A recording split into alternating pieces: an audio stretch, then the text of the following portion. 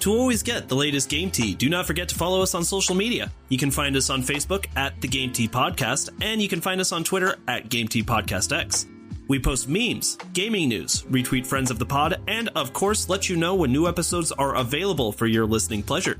Links are all available in the description of this episode, so check them out after the show, and thank you so much for listening to the Game Tea Podcast.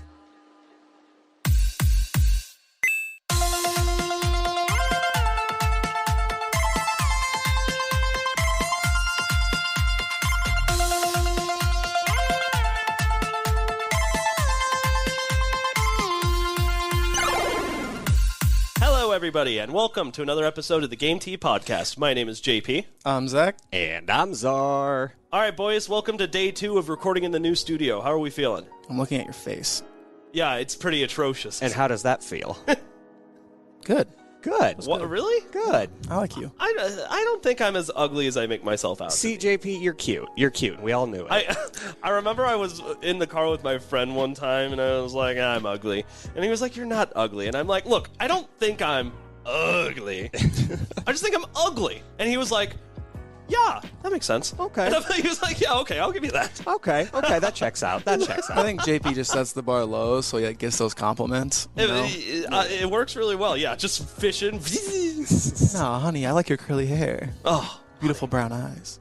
all right. Well, I feel like it's always the thing we need to start off by doing, by asking each other, what the hell are we playing right now, boys? Zach, what are you in the middle of? Just a little franchise called Monster Hunter. Oh, I haven't heard of it. You definitely haven't begged me to play it with you all these fucking years. Tell me more. Just want friends, JP. Look, that's what we all want. That's what he talked about last week. He just wants some friends, I man. just Come want on. some friends. Like, I keep playing with... I love them, the Japanese people. They're really good at Monster Hunter, but I have no idea what they're saying. They could be trash talking me. Like, they're probably stupid American. And you're like, this is the best conversation I've had in 3 weeks. Zach just wants to be included. Right, and I mean, I appreciate that they even try It's talking like, to me. you're my best friend, Keijiro. That's a good series, by the way. Yeah, I know. You've let us know. So how far are you in it? I'm pretty far. Pretty far. What does that mean? Well, I'm going for a completionist run, and I appreciate that. Yeah, I know. there's a lot going on. Yeah. I just so the new Sunbreak expansion dropped. Can we just talk about this year, by the way? Like, I love this year. This year has been kind of made for you. Yeah, exactly. Like, I'm having a good time. Yeah. And so anyway, with this Monster Hunter expansion, they added a new master rank and all this stuff, and so it's just been awesome. I've been getting my ass creamed by a bunch of monsters nonstop. It's been great. Please don't say I got my ass creamed. By monsters. By monster. That's not better. I think it is. and so, on that note, Yeah. I just finished. Czar, what about you? Heyo. I've been playing a couple different games, still on the Game Pass. I've been playing Ring of Pain. It's like a Binding of Isaac dungeon crawler roguelike. But I just started Tiny Tina's Wonderlands. Oh, what 'Cause do you think? Oh, I got to back up a little bit here because I got some big news. So, Czar finally got an Xbox Series X the other day. Xbox guy got an right. Xbox. Yes, I got the new Series X. So I got the disc tray and everything, and I love it. The graphics are seamless. The shading is just intense. I like how you say I got the disc tray. I'm like, but it does so much more. But it does so much more. But I can play Plays physical copy. It does play the games. Oh my gosh. Yes. Yeah, Wow. no, because I have the Series S. I keep looking at Xbox, and I'm like, wait, I can't buy these. When I go to Best Buy, I look at all these games. I'm like, I can't buy any of these. Can't and buy they'll be on sale for like $5. In Yeah. the digital store, they're like $60. I'm like, fuck. Zach, you haven't even used your Series And it's all S. on Game Pass. It is That's on all, Game yeah, Pass. for the most But no, part. I got This is your time. I got Tiny Tina's Wonderlands when I got my new Xbox, and it was actually like $40 for the DLC copy, the Level Up edition or something. That's the crazy thing about games nowadays. You wait a couple of months and the sales have already started. Oh yeah, Tiny Tina's didn't come out that long ago. It was less than a year, and it's not already like, down. Yeah, and it's not like it hasn't been Not like. March. Oh Is yeah, that it came out in March? March. Yeah. I mean, still, even then, like it's been really positively reviewed. Like, Knocking $20 off the extended edition. Yeah, that's pretty pretty good. good. So yeah, that's why I get physical copies. So that's what I've been playing. Series X, Tiny Tina. so I just finished up my grad program. I just found a new job, so I've been fucking busy and dedicating. Tell us the important things like the video games you're playing. Okay. Yeah, your job's not important. Yeah, What you fuck do on a that. day-to-day basis doesn't matter. Congrats, by the way. Yeah, congrats. Thanks, boys. All right, so let me see if y'all remember this one. Do you remember, I think it might have been one of Nintendo's Directs where they talked about a roguelike game called Skull? Yeah. You remember that? Where you, like, changed your head out and that changed your power-ups? Yeah. It's available through Game Pass, so I've been giving that a little bit of a shot, and it's a really interesting little roguelike. I've been having a blast playing it. Huh. Roguelikes still just have not stuck with me because I hate the fucking feeling of losing progress. And that's what a roguelike is. It's losing progress and starting over. You played Hades too, didn't you? That's the exception. The exception is Hades. And I'm playing Ring Hades. of Pain. That's a roguelike, too, like Binding of Isaac. Yeah. I actually like those. But the big one, though, is, like, besides Hades, the other, like, one I really liked was Dead Cells. Yeah. But even then, I found it so frustrating. You know, you put in an hour in this playthrough and you die and you're back at the start, and it's just... Then you're dead. I don't know how some people do it. Then you're dead and you got cells. Dead Cells. Dead Cells. You don't win. You just do a little better each time. Exactly. Exactly. That's the motto for those. And I think spoilers for a game that's been out for a couple of years now, but the biggest fuck you in Hades is even when you do beat Hades, you still can't leave the land of the dead because of like a curse or something. So it's just like, hey, I know you won, but fuck you. Get back there. An eternal roguelike. Yeah, and then it's just like, God damn it. Hades. Hades. Hey. All right, so now that we've talked a little bit about what we've been playing, gotten the juices flowing, who wants to read itinerary for the day?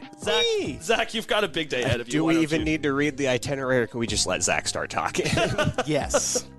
Today on the podcast, we're going to be talking about Xenoblade, Nintendo's little third-party partner direct that wasn't trash this time.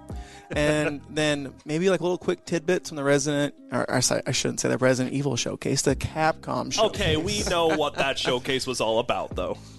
We do, though. We do. we do. Marvel vs. Capcom Fighters Ultimate 9? You wish. 9? I don't know how many there are. There's been a few. There's like 6. Okay. Stop stalling. My Fine. tummy's a rumbling. I got butterflies in my stomach. I'm so excited. The All right. time has come for Zach. Zach, as of now, we are 19 days away from the drop of Xenoblade Chronicles 3. Yahoo. What new information do we have that came out of the Direct? What are you excited for? Start talking. What are you thinking? Yes. Yeah. All right, next article. All right. So first and foremost, before we start, honestly, I have tried selling you guys on Xenoblade. Where are you guys at on this series?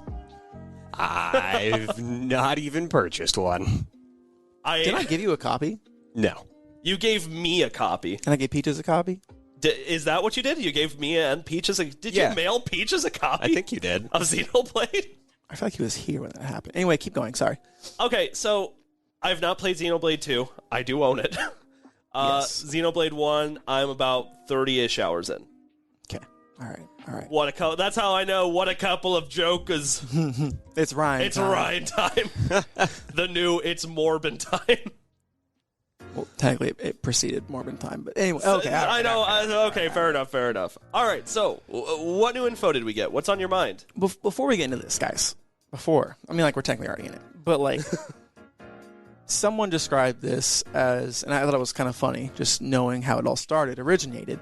They called it the Nintendo's Final Fantasy, which of course is ironic because Final Fantasy started on the Nintendo and then went to the PlayStation, and because of cartridges and whatnot. Yeah, and we're back to cartridges, but that's a whole different. We're back to cartridges. It all comes full circle. And I was like, that is actually pretty accurate, guys. This is Nintendo's first-party Final Fantasy machine, but in my opinion, they're better than Final Fantasy because of the intricacies that have come with the failures that this series, Monolith Soft, has been through. Right.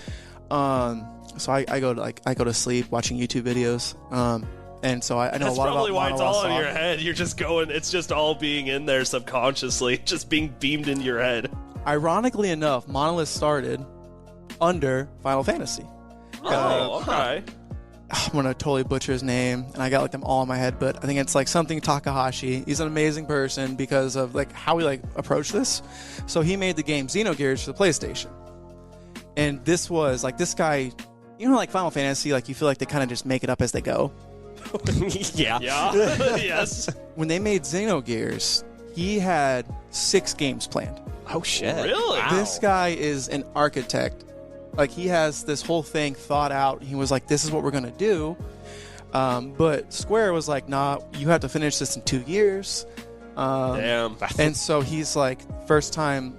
So he was the leader in the game. He was the first time leading a game. He tried to get all of these ideas into a game in 2 years, which was just unprecedented, even back then. Yeah. And so the first part, I think it was a 2 CD game. If you guys remember that on the PlayStation, you could like. Oh, pop do you in. remember that when you had to put in another disc to play the game? There's some Resident Evils. Mass Effect was that way. Oh, man. Multiple disc games. Yeah. Made you feel pretty special for beating them. Yeah, Until you look back and realize how much of a pain in the ass that is. the grind. But anyway, the first disc is like really good. It was a great time, great combat. But the second disc was almost all cinematics, and you could tell he was just like, I have this world in my mind, and I need time to develop it. Mm-hmm. So long story short, they, after some more fights and whatever, they break off and they go and we're gonna skip the whole Bandai Namco. They worked for Bandai Namco, and they made a series called XenoSaga. Mm-hmm. And then in 2008, they were purchased by Nintendo.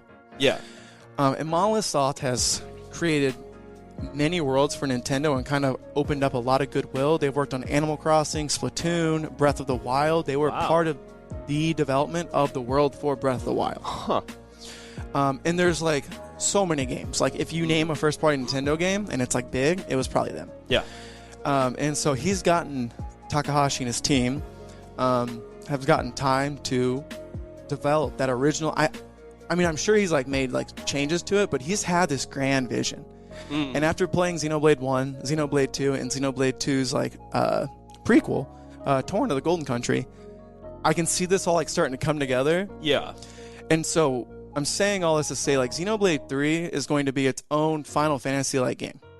Interesting. It's going to have its own story, but by the end of it, you're going to see how it all connects. And so if you've played the 2 games before, you're going to get more out of it. If you haven't played the 2 games before, you're still going to get one of the best art. I'm going to call it now because they don't release shitty products. Like we'll wait to the reviews before you buy it. They don't miss. But they haven't missed yet. Mm-hmm. Knock on wood. I'm not going to knock on the table because it's are. Don't worry, I'll add it in post. This is the first game they've released early. They literally flexed on the entire video game industry. When Splatoon 3 got delayed, which is what a lot of people are speculating, they swapped it with Xenoblade 3. So Xenoblade was supposed to release in September. Now they're releasing it in July, which thank God, because now I can. So it's because of you I can't play Splatoon 3, my favorite game franchise of all time. No, and also you should play Splatoon, you schmuck. I own it. That's the story of my life. I own it. In that vein, I do have a question. So, if they're going to be releasing Xenoblade 3 relatively soon, do you think it will be a finished product? Like, do you think there are going to be any problems with releasing it early? Or do you think that they have had this product done for quite a while and it's just kind of, well, Splatoon's not ready, so here you go? It's a big game, so I won't be surprised if there's a few bugs and things of that nature, but nothing like a Bethesda game. Nothing like a Bethesda.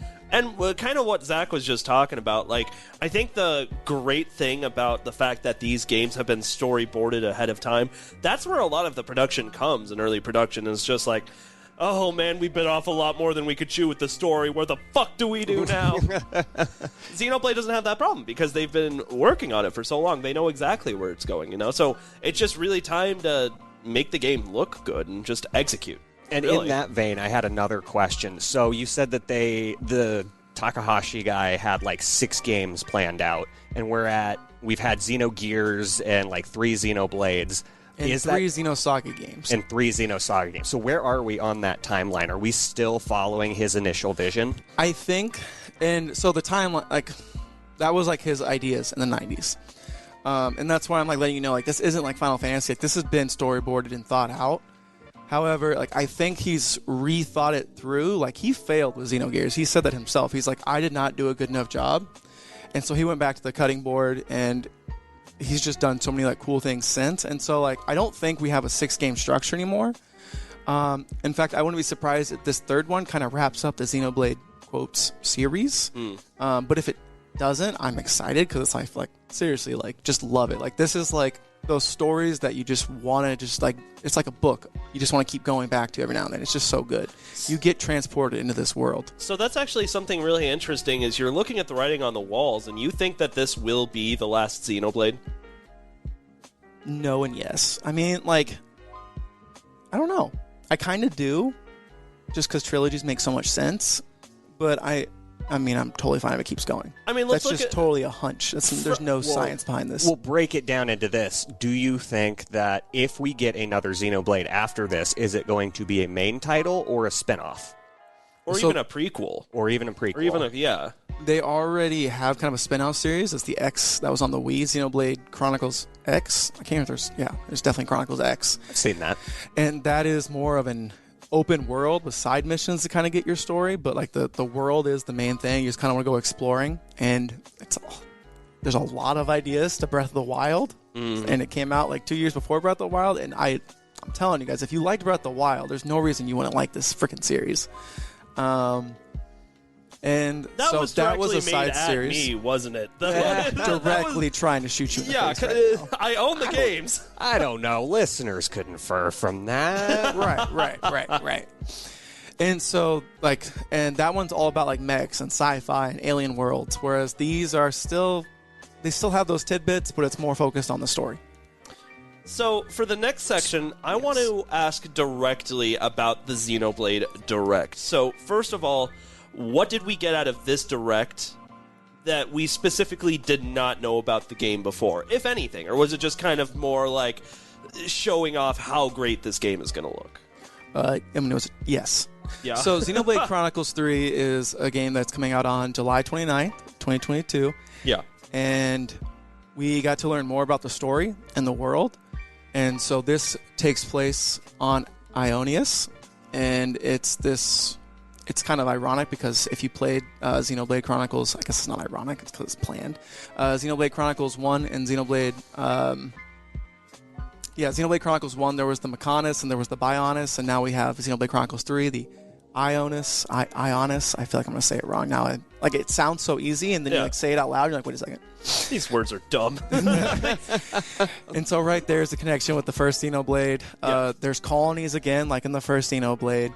But where it like kind of differentiates is each character in the series, there's 2 warring factions, warring countries, whatever you want to call them. There's Kevis and, oh my gosh, Agnes? Kieves and Agnes. Okay. Hey, yo. Okay. And so you're going to join 6 members, 3 from Kieves and 3 from Agnes. And how this world works is all of these people are fighting each other constantly. Yep. Everyone lives for 10 years, called a term, and then they will either die in fighting or they go on to be like promoted to the higher life by their queen. This sounds like Warhammer lore. You only get to live for 10 years and then you die or you get The promoted. commissar will make sure of that. And so when you think, okay, you're born, do you just come out, you fight? And so like they kind of show in the trailer, there's like everybody, like there's every like in quotes body. They're like in pods, and you can see like, so like there's clones probably in this game, or there's something going on there. They're growing people. I don't know. You can infer with that. Like that's not been said so far. Like that's just something you see in the trailer, and they're left to open up to. And so that kind of like cleared that up. Like there aren't babies. They're not babies coming out and they go pa pa pa pa. That'd be cool, though. I mean, like, what a couple of jokes. And so we learn more about the characters. There's Noah and Mio. Noah is the main character. He's got the Monado-looking sword. And then there's Mio, who's the main character. The other one, I think she's Agnes, and Noah was Kieves, if I remember so. And it's basically like Xenoblade Chronicles 1 versus Xenoblade Chronicles 2. And so Kieves that's interesting. Okay. Kieves is like Xenoblade Chronicles 1. They have like Mechon, and they have like a focus on like technology to fight. Right. And then there's Agnes, who is like Xenoblade Chronicles 2, and they use ether, like energy, like beams, magic to fight. Okay. Right. And when you fight and die, you're absorbed in this thing called like a flame clock. And then that is kind of like a nuke. And then it'll blow up and your side like wins. I don't know. Like they just say like they die to power this up. Sounds like a spirit bomb.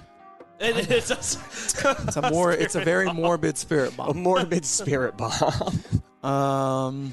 And then let's see what else is there.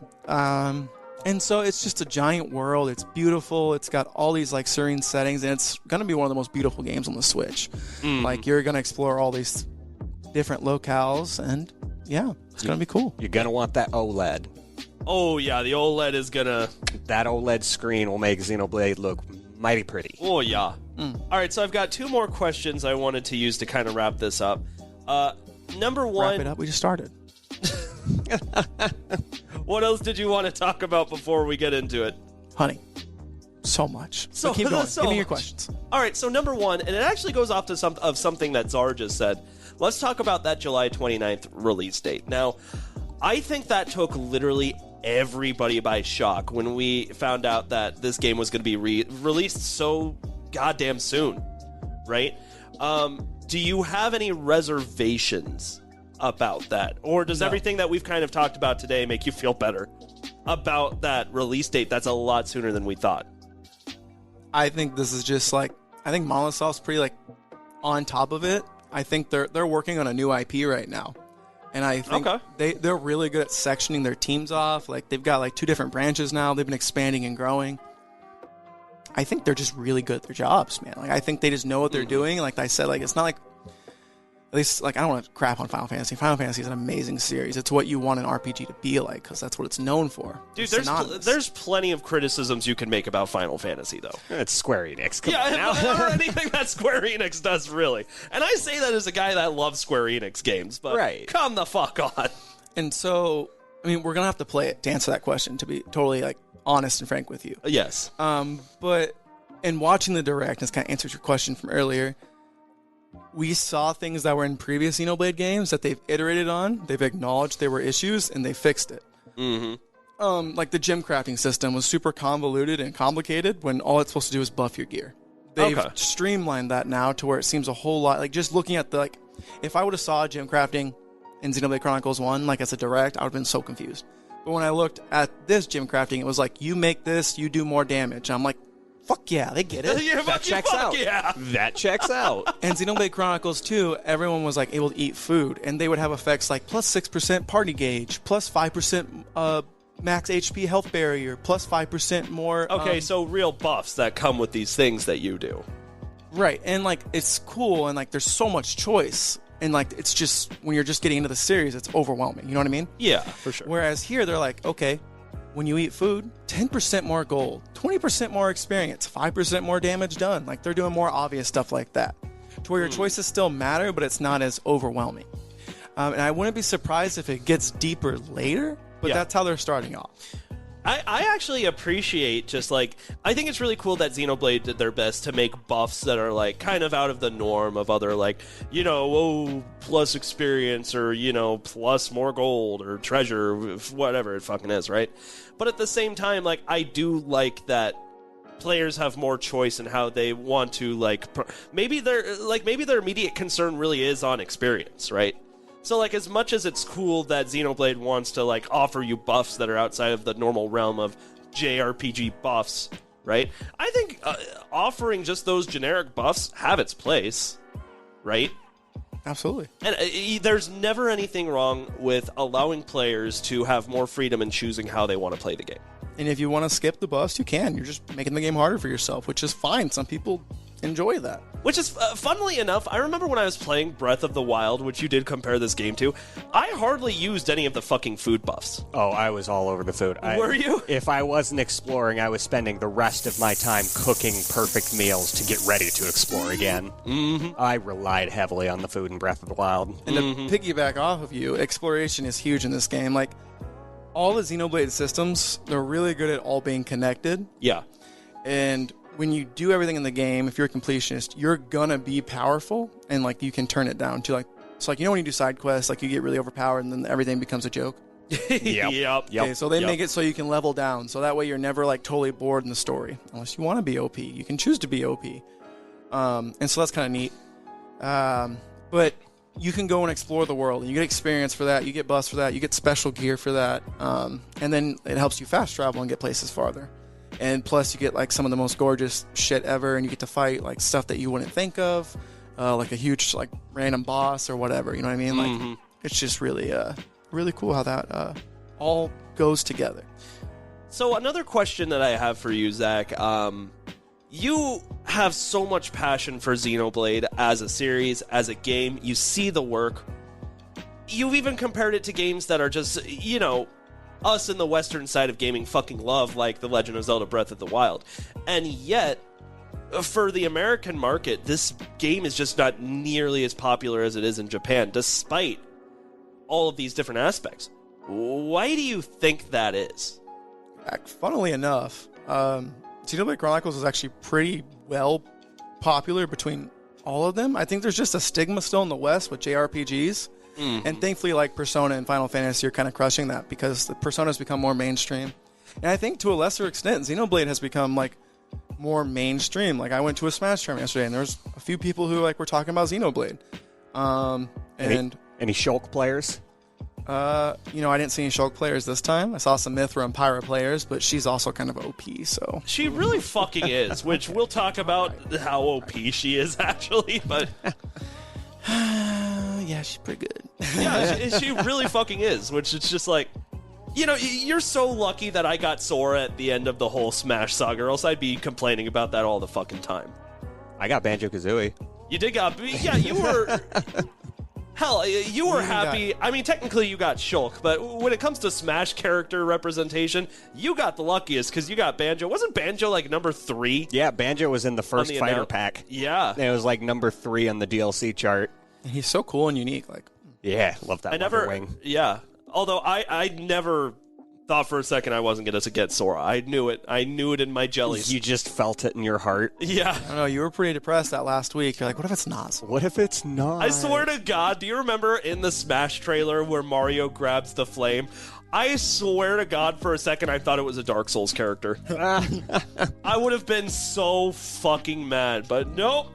I can't even imagine Dark Souls. A Dark Souls character in Smash. Bro. Yeah, but we could say the same thing about, like, Snake or... Well, see, the like Dark Souls Cloud. character would only join your Smash game halfway through it and invade just to fuck with you. Like, wouldn't actually do anything with Motherfucker. you. Good assist trophy. All right, Zach, so we're reaching about the 30-minute mark talking about Xenoblade. Is there anything you want to add before you get to keep talking about Nintendo? This is their third game. They've really refined a lot of it.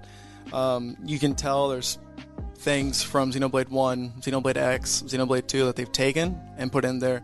We didn't even talk about the Ouroboros form, which is kind of the whole reason they're all fighting.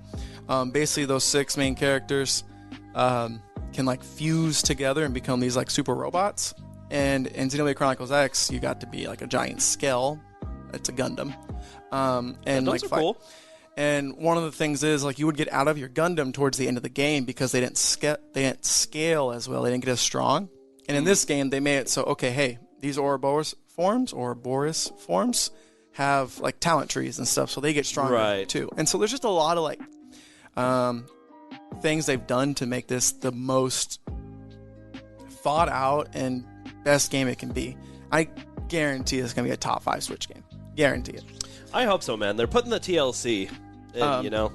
And it's $60, but guys, if you just paid $60 for the soundtrack, you'd be hyped. All right, this is like motherfuckers are out here paying $60 for Mario Strikers with admittedly very little content. I mean, hey, that game is fire too, but it is. But it's got very little content. But right I'm not gonna lie. What they did well. It just wasn't a lot. It just wasn't a lot. Yeah, they're going to have to add some free patches, but knowing Nintendo, they won't. But that's not the point here. No, they will. They will. They did to Mario Golf, actually. They did. Okay, Mario yeah, Golf. that's Mario true. Tennis That's Aces. true. Mario Tennis. And Switch Sports. Oh, are those free? Free The updates. free updates? The The updates updates? are free. The games are $60. Yeah, the games are 60, but the updates are all free. You remember how Mr. Krabs acted when someone said the word free in his restaurant? That's the Nintendo's got an alarm that goes off in this. Free water? Free. Never heard of free water. So it sounds like you guys want me to like kind of hustle through this. So I was giving you as much time as you wanted. This is your day. Yeah, I mean, to be fair. And so we talked about music being fire. We talked about story. We talked about how it's going to look gorgeous. We talked about the map. We talked about the iteration. How many reoccurring characters are we going to see, and how many new characters do you think we're going to see in the new Xenoblade? They're all new characters. I don't know. Complete new cast. They've hinted at, and they've kind of spoiled it. I won't say it here because some people, they'll even know what I'm talking about. But there's 2 characters that may be returning, one from Xenoblade 1 and one from Xenoblade Chronicles 2. But that's it. Interesting. So that really is Final Fantasy-esque, right? Just like, basically a brand new game, but adding to the overall lore, I guess you could say. Yes. Interesting. That sounds like Final Fantasy. That's a good apt comparison. Mm-hmm, mm-hmm. Let's see. Technically, the Persona series is the same way. Yeah. And so please, if you even slightly like RPGs, get this game, play it, sit down, take some time. Based on the reviews that I've watched, I try not to watch reviews because I'm just trying to go into this game as blind as possible because that's just how excited I am for it. Yeah. But they said they've done a really good job with the pacing, which is one of its biggest complaints. Like with Xenoblade 2, it takes until Chapter 4 for it to really pick up. For Xenoblade 1, it takes until Chapter 4 again, 2. I think Chapter 4 is just a good chapter. It's just a good chapter. Which in a JRPG, that's like 10 hours of your life, so I get it. But like apparently this first chapter starts, it builds the world, and you just go. So that's exciting.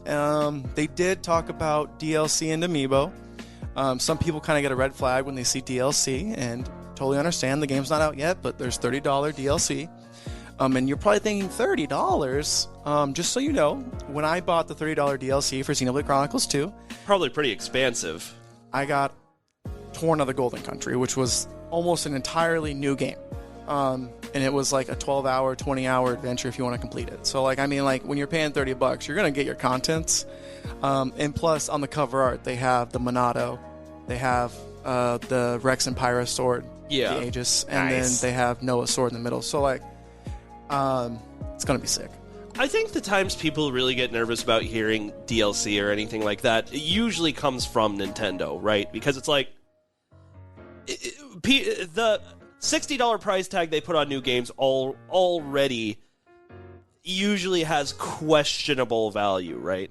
So $30 for a DLC on top of a game like Xenoblade, I don't think is going to be the same. But what I am saying is that, like, I understand people's reluctancy a little bit with anything like this that comes from Nintendo.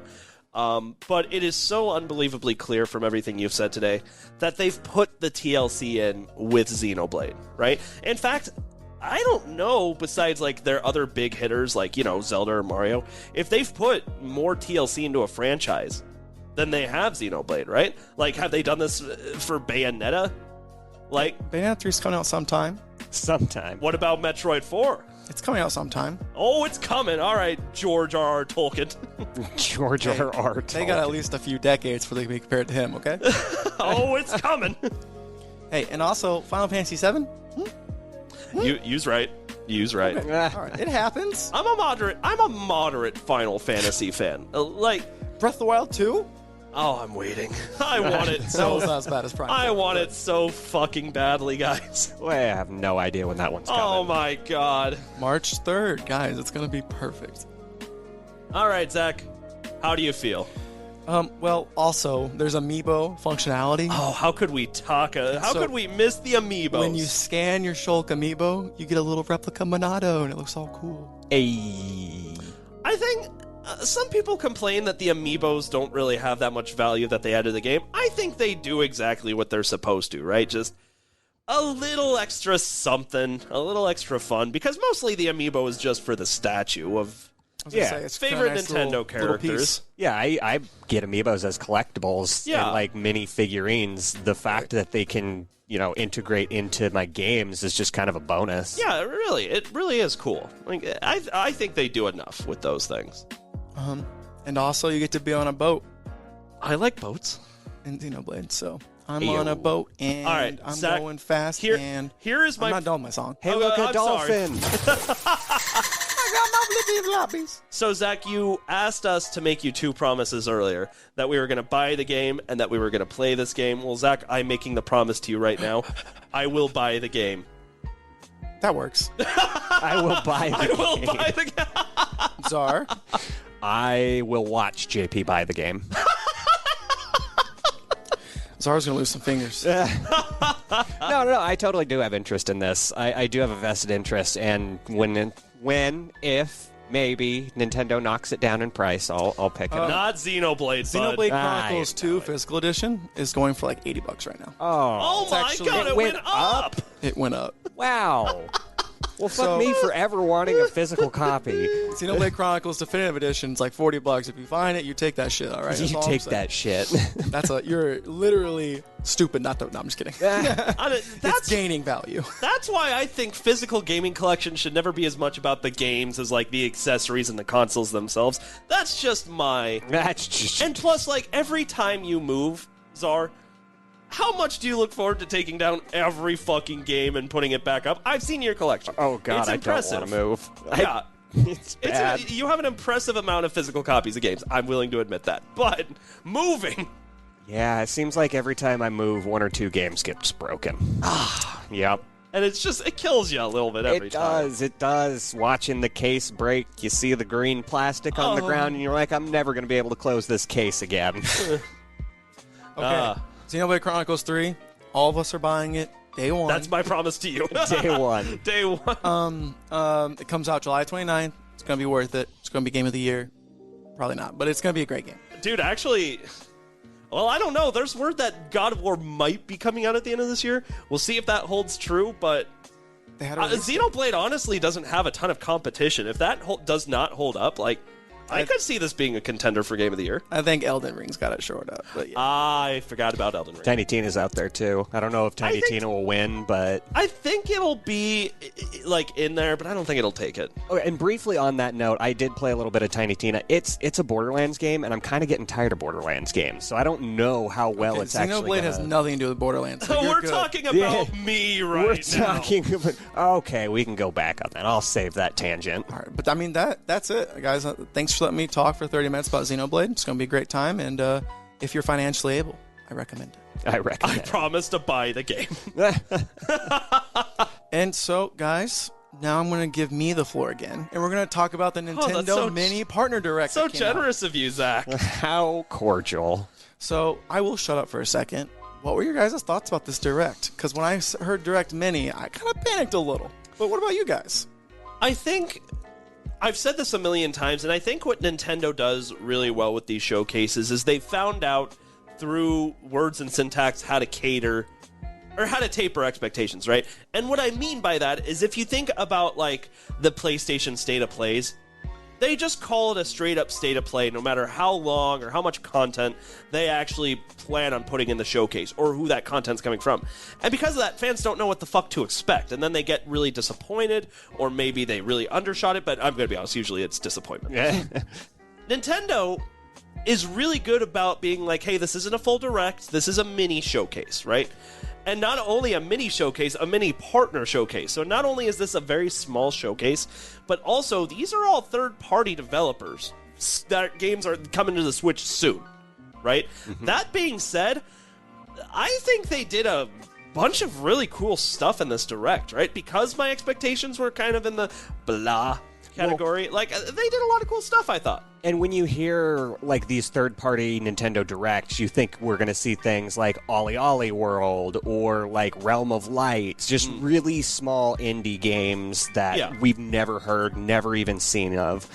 But this time around, we got notable titles. Like, the list of games on here, they may be third-party, but, like, these are first-party in our minds because these video game characters are iconic. Yeah, absolutely. Go ahead and start reading our list then. All right, so Portal dropped. Is it me, or did you guys already think Portal was on the Switch? Yeah. Well, they announced it like the last Direct. They didn't give like release date. And then they had this Direct, and they're like, it's here now. It just seems weird that Portal wasn't on the Switch until now, right? Like, I could have sworn. Yeah. Dropping the companion collection for the Switch. It's a perfect Switch game. Yeah. It's nice that that's kind of where we're at. It's not like, hey, is it coming to Switch? It's like, shouldn't it already be on the Switch? Exactly. Yeah, that's a little weird, and I hope it's not like full price because Portal is so old at this point. Oh, it's $20. Oh, okay. But For like the pack and the companion, which by the way, I love the name of that, but my poor companion cube. Yeah, but you're probably going to have to incinerate the physical copy at some point if you get it. Niche joke, but I appreciate it. Niche joke, but I Portal got it. fans get that. You get it, right, Zach? You love puzzle games. The cake is a lie. The cake is a lie. The cake is not a lie. I have gotten to the cake. I have seen the cake. There was a cake that was made. You just don't get to enjoy. Are you the telling cake. me the cake is a lie? Is a lie? The cake is a lie is a lie. What the fuck? Yeah. I hate it here. Live Alive is coming out July 29.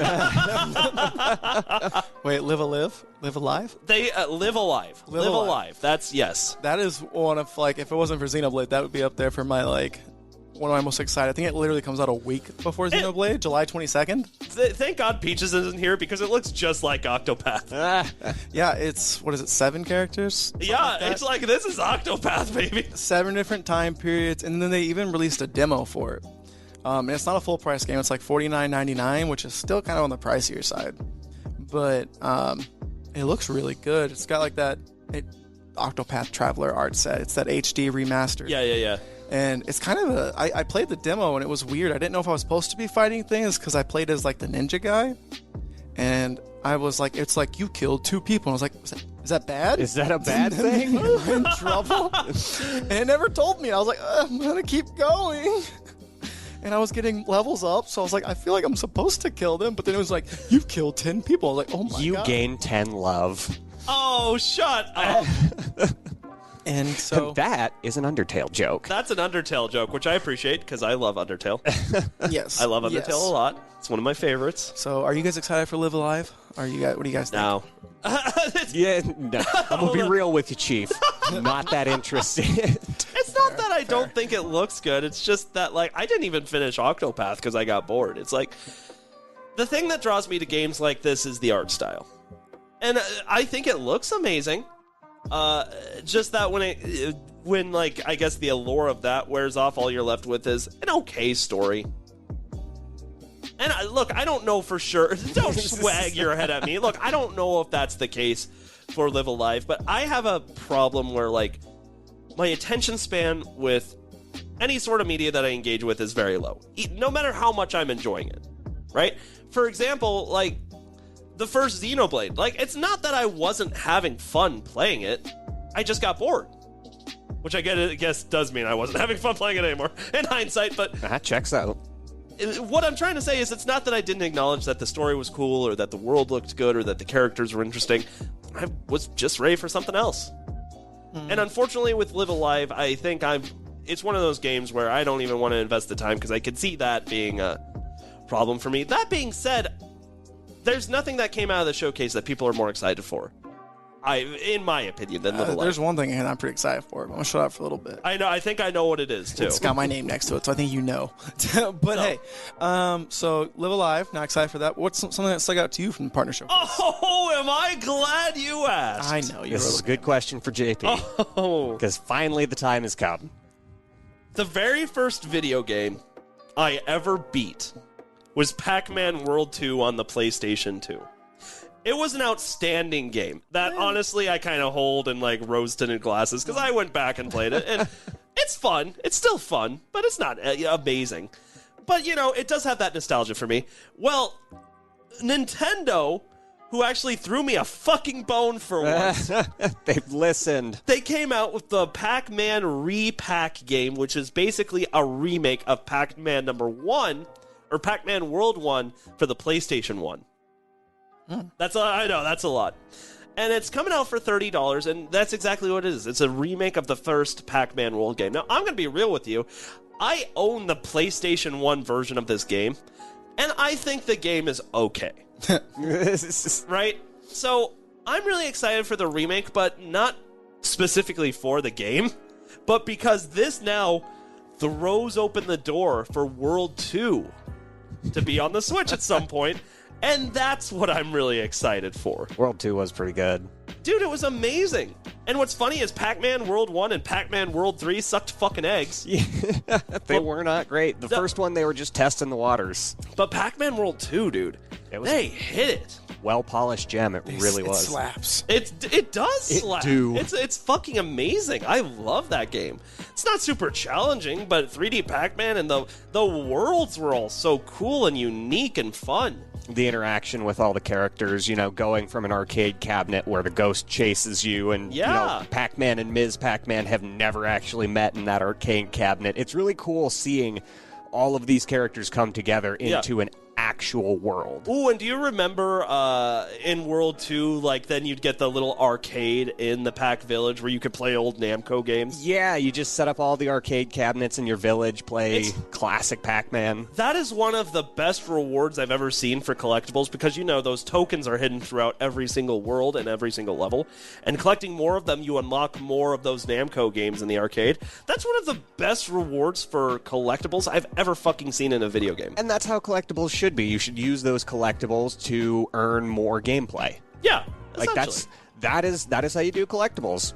I'm excited for that game too. And it looks like it's only going to be $30. Yeah. So I think So again, this is going to be a remake of the first game, but first of all, I will still buy it because I am who I am.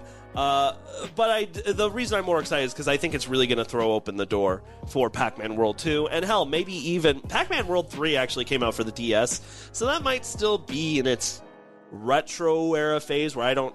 And plus, the Switch is having. How the fuck are they going to take a DS game and make a port of that? They haven't really figured that out yet. I have lots of cool ideas, but Nintendo never comes to me for the fucking answers. Yeah, they should come to JP. Come on, Nintendo, where you at? I actually have a genius idea for them that I'm not going to get into here, but... Oh, you're going to save it so no one else steals it. Precisely. Copyrighted. Copyright it. Okay, the only other thing that, I was excited about this whole showcase, but the other thing I was really excited about, that honestly a lot of other people was bagging on quite a bit, was Sonic Frontiers. Yeah. I've never been a huge Sonic guy, right? I know you have, Zach, but I've never been a huge fan of Sonic. But I think an open world Sonic game is a really awesome idea. From what little gameplay, despite the fact that I'm not gonna lie, it didn't look the best, I still think that there's a lot of potential to be had in this Sonic Frontiers game. So I'm excited to see what they do with it. I thought it was very interesting how. So Sonic Frontiers was kind of hyped up. And they started showing it at the Game Fest show, whatever. And it was some of the most boring. He's just running around the world, super slow. And I was like, don't get me wrong, that's in most video games. You're going around the world. But you're not a Super Sonic Hedgehog in those games. And I was like, why are they showing this in a trailer? It was just they did such a bad job of marketing it. And where I'm if they would have just showed this trailer, I think a lot more excitement would be had for this game right now. There's still no release date. It looks way better than I thought it was going to be. I doubt it's running on the Switch like that. But yeah, let's see. What about you, Zar? What are some things that stuck out to you? We've honestly kind of hit on them. The only other one I kind of liked was... I bet I know what it is. Mario and Rabbids. I knew it! Sparks I of knew Hope. it! You look like a guy who really liked the Rabbit games. The Rabbids are fun, and I like when they jump around with Mario and friends, because then it's a lot of chaos. Is that a pun? Jump around? Jump around. Every character jumps. It's only a pun because that's all Mario can do. Yeah. That's why I'm asking. Isn't his middle name officially Jumpman? No. Jumpman is Mario's song. grandpappy. Mario's grandpappy. Yeah, his grandpa's name was Jumpman. Is that the one who in the first Donkey Kong game? Yeah. Okay. Yeah. Now it makes sense. I don't talk about him. He wasn't very nice. Because that was that Kong in the original Donkey Kong is Cranky Kong later. That's really? Not Donkey Kong. It's canonical. Yeah. Wow. I never knew that. In 2 Kong lineages, Donkey Kong will be born. I did not know that. That's so fucking cool. Yep. YouTube, man. YouTube. All right, so anyway, I will admit that despite the fact I'm not super big on the Rabbids, Sparks of Hope does look like a lot of fun. They've hit a really interesting way to mix up the Mario franchise, which, honest to God, I think that's why I'm more excited, because, unless they do something extremely creative with Mario like they did with, Super Mario Galaxy or what's the most recent one for this? Odyssey. Odyssey. Thank you. I don't know why that was escaping me. But you got to remember that this is a third-party title. This isn't a direct first-party Mario title. You're right, but still for me it's just exciting seeing Mario and his crew do something different. It's true. And what I really They like played about the soccer a month ago, JP. What do you want? It's like, hey, I know we fucking hate each other. Instead of fighting like Neanderthals, let's settle this on the court. But no, what I really like about the Rabbids series is, especially when it's mixed with Mario, is they kind of make fun of Mario. Like, it's kind In of a way. a giant joke at Mario's expense Yeah. because you got the Rabbids that are the exact opposite characters. Like, you have a Peach Rabbid, you have a Mario Rabbid. Yeah. And I just like that. I like spoofs. You know what? That's an absolute fair point. And they even had like their own like direct afterwards where they announced that it comes out October 20th. Yeah? Sorry, it was like an Ubisoft direct. Did you have anything else that kind of stuck out to you? Did you guys get to watch that? Yes, I watched it, and you know what? Come to think of it, there's one thing that I was excited for. A lot of other people were excited for. Persona coming to Switch. What? No. Talking about the Ubi direct. We're getting to that Persona thing. Just specifically from the Ubisoft side? Mario and Rabbids. They had a direct afterwards on it. Oh, I didn't watch that. Okay, that's what I was asking. Okay, sorry, I got all confuzzled. That's okay. It was I kinda did, they weird. had a direct specifically dedicated to Sparks of Hope? Yeah, How was it? it was good. I thought it was really good. Yeah, there's... Zach is kind of fishing here because there was a very, very special guest at this Ubisoft Direct. Who was it? Grant Kirkhope. Oh, He's the composer duh. of Mario and Rabbids, the composer of Banjo-Kazooie. He worked on Yooka-Laylee, Conker's Bad Fur Day, and now he's been working on the Mario and Rabbids franchise. And so at the Ubisoft Direct, he composed alongside Gareth Cooker and Yoko Shimura. Do you know who Yoko's from, JP? Actually, no. She's the one that ended the Beatles, I think. Think Travis. Kingdom Hearts? Yes. Yes, that's right! Don't you remember the Music Mayhem episode and Travis was just really high up on Yoko Shimomura? I remember everybody being upset at each other for point distribution. I thought it was fun. But yeah, no, Yoko Shimomura is the composer for the Kingdom Hearts franchise. Duh! And a little series called Xenoblade. And Xenoblade. Who? I hate you. I'm gonna buy it! I'm gonna buy it! Okay. Oh, God. Okay, so Mario and Rabbids, I honestly think that looks really good. I think I'm going to wait for a sale on that one because Ubisoft games go down to like $10 like 2 months later. If you actually do, because didn't they actually just give away the first Mario and Rabbids game for free on the Switch for Mario Week or whatever? I think it's $10, but yeah. Even if it is, like, $10 for a Nintendo game, no matter what, like... But those Mario and Rabbids games go on sale really quick. And I think now Mario and Rabbids is just retail of $30 instead of that $60. Fair enough. So I'll go over some quick highlights and then I'll let JP kind of end on it just like Nintendo did. Some cool standouts were like the Nier Automata Game of the Yorha edition. That game's been around, but I still don't understand what's going on in it. It's like Bayonetta with Persona. Cool. That's actually all right. That makes sense to me. Kind of. But yeah, that comes out October 6th. It made the Kingdom Hearts cloud release look stupid because if Nier Automata can run on the Switch natively, you fucking better believe Kingdom Hearts can. It should. That's fair. It should. So that game will be great. Again, probably gonna wait for a sale for that one, but it looks great. And then they had more Monster Hunter Rise Sunbreak news, which that game's already out as the time we released that, but that was good. Another game that looked really cool for me was the Dragon Quest Treasures game. Oh, yeah. It kind of had like a Minecraft art, I guess no, it really just had like a manga art style. And you're kind of going around the world exploring, and you get to like have monsters to battle, so a la Pokemon, kind of. And so if they do it right, that could just be like a little fun knockoff title. If you like Pokemon, you want a little twist on it, that could be good. That is good. So JP, what did they end on the direct on? All right, sorry I came a little early, guys. So here now Hey, we're. it won't be the first time, baby. Hey. Oh, and it won't be the last. Anyway, all right, the Persona series is finally coming to Switch. Now, it's hard to exactly coordinate how I feel about this because it's one of those things where obviously I've already been involved with the Persona series. Like, I love Persona 5. I love talking about it. I'm not gonna, but it was a 100-hour playthrough for me, so I'm not gonna buy it on the Switch again. I'm not gonna put the hours back in. But that being said, like, for me, I see it as just a whole group of people that have been waiting for a chance to play Persona 5 now have a chance to do so. Because to me, Persona is a game that belongs on the Switch, right? Just, it's got the audience for the Switch. It's got, like, the fun art style that just yells, this belongs on the Switch. I can't believe it took them so long to get Persona 5 on the Switch. Not just 5, by the way. They also announced that, along with Persona 5 Royale, by the way, like kind of their updated version, Persona 4 Golden, which is their updated version of Persona 4, is also going to be coming to the Switch at a later date. So, I think this is really going to open the door for probably access at some point to all of the different Persona games. And I think it's a fantastic opportunity for these Nintendo fans who have kind of been weirdly shut out of this series that naturally belongs on the Switch. They finally get a chance to play it, and that makes me really happy.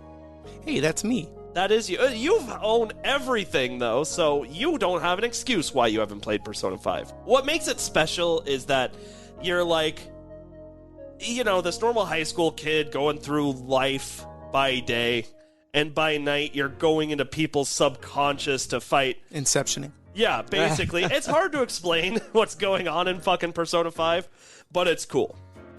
But that being said, I think what makes it special is in between those moments of fighting, you do have the opportunity to just kind of utilize it as a life sim for a little while, where you get to pick one of, like, 8 different MILFs to bang. Or high school students. Ew. Yeah, I know. We're getting into weird territory there. I guess technically you're a high school student, but that's weird. But still, it is weird. Well, but you know what? It doesn't even matter, because if you choose anyone except the hot goth doctor, you're wrong anyway. Just saying. Well, as Zach said on a previous episode, you know, you're just trying to find your right waifu or gaifu. I don't remember the gaifu part, but yeah, you know what? That's what Zach said. So, I mean, I know for the two of you, and probably honestly most people out there, you've had a chance to play Persona 5 already, right? But if you're... No. But if you're one of the people that have been waiting for an opportunity to play this fantastic fucking game, this is it. This is it. I really hope it looks good on the Switch. I haven't seen too much about it just yet. Meaning I haven't heard anything about anyone having like a hard time playing this on the Switch, so I think it's been fine. Give it a go. Give it a go. I think it's a fantastic game. Oh yeah, it's not coming out till so of October course no one's 21st. had a hard time yet. I don't think they're... Even then, I don't think that they're going to. I think that this is a game that's going to look good on the Switch.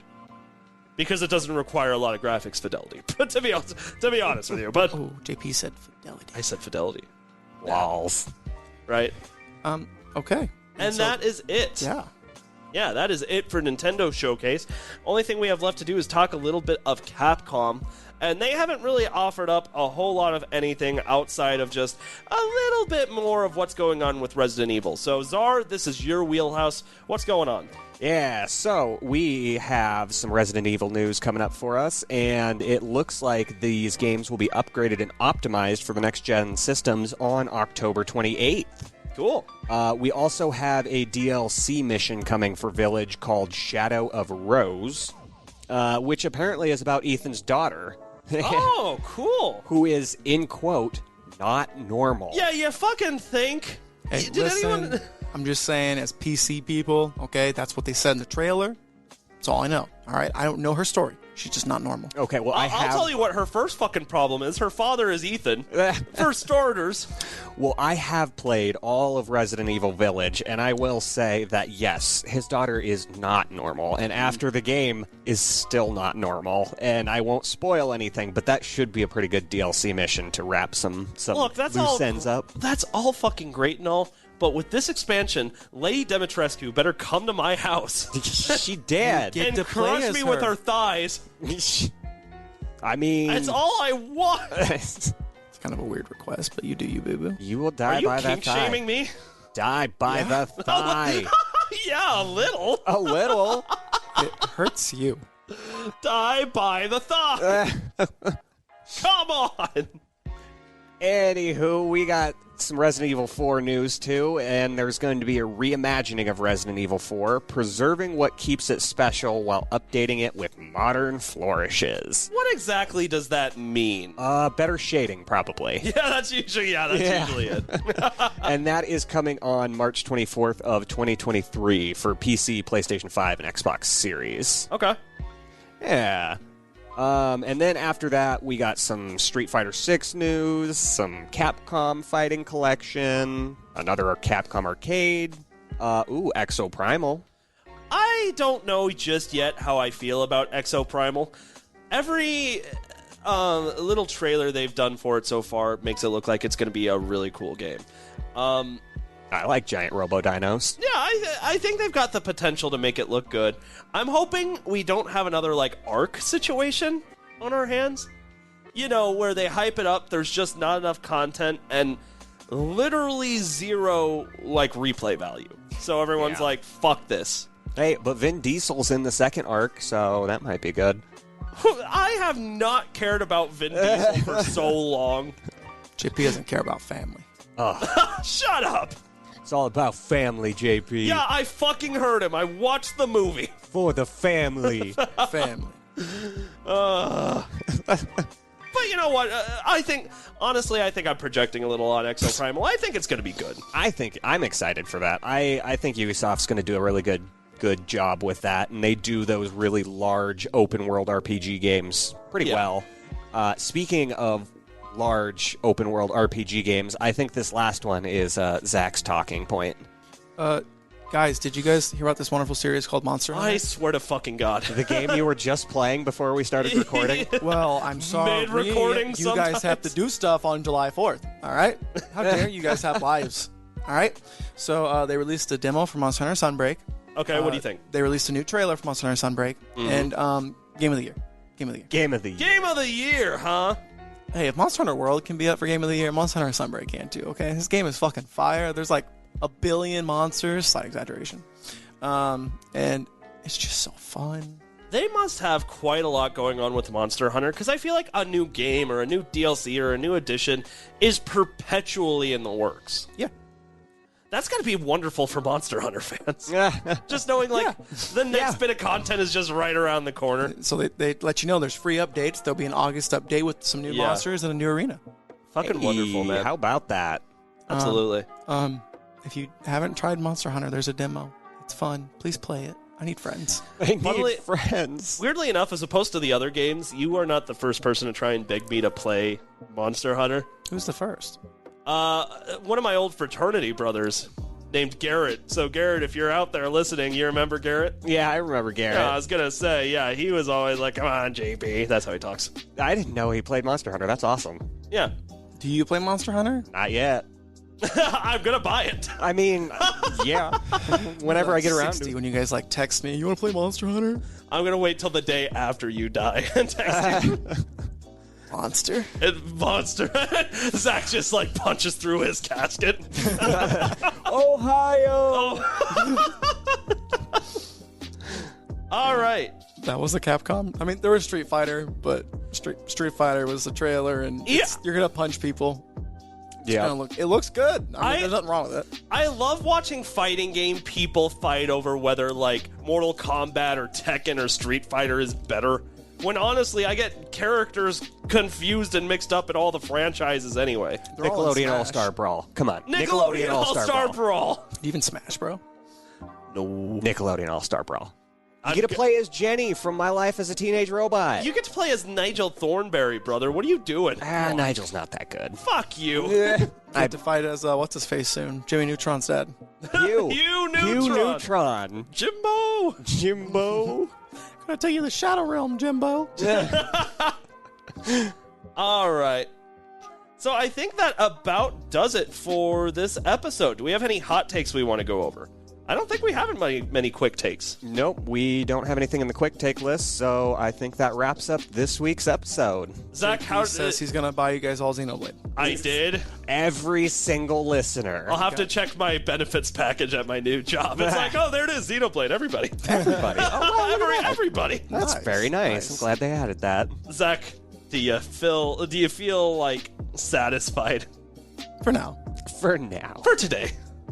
That's good. Thank you, guys. No, I think sometimes we deserve to just spend a lot of time talking about a game, because Xenoblade really is special, not just to you, but to a lot of other people. And I think it's special to Nintendo, too, because it's slowly becoming one of the that's hard to say. It's becoming one of the more popular franchises amongst Nintendo. Is that, like, a stretch? No, you don't think so? They sell, like, what was it? It's like, but close to 10 million altogether in the series. Like, they're doing all right. They're doing good. But how does it feel to know it doesn't outsell Splatoon? Splatoon's fire, too. Also, pretty shooter and JRPG are a little different representation. But yeah, you do you, boo-boo. That's fair. That's fair. No, argue with me. Okay. All right. All right, well, I think that's it. Zara, you satisfied? I am satisfied. That's a good episode, boys. All right, we need to record a segment so that we have some shit for the backlog. But we will see you all next week. So, thank you all so much for listening to another episode of the Game Tea Podcast. We'll see you in the next episode. You just got your game tea.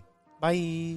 If you like what you heard today and you're looking for more ways to get your game tea fix, check us out on Patreon. With bronze, silver, and gold tiers starting at $2 a month, there are several incredible rewards you can receive for supporting the show, such as a follow from us on Twitter, access to a monthly Q&A session, an invitation to our private Discord server, and even bonus episodes of the podcast only accessible to patrons. Your donations will be used to make the show even better.